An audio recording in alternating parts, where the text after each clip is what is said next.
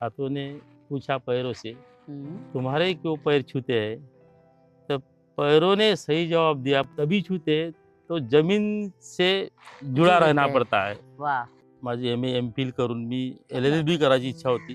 पण मग नंतर 95 मध्ये राजकारणात आलो. त्यावेळी नंतर अनेक अशा लोकांच्या समस्या घेऊन मला एक हे होती का काहीतरी हम्म, गावासाठी केलं पाहिजे. ज्या गावात काहीच नव्हतं. लोकमत वार्ताहर म्हणून मी काम केलं. अजूनही मी अरे लोकमत वा. वार्ताहर म्हणून आहे.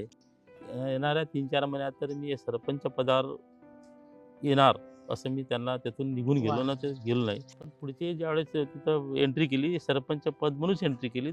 कर्मातून माणूस मोठा होतो. खरं.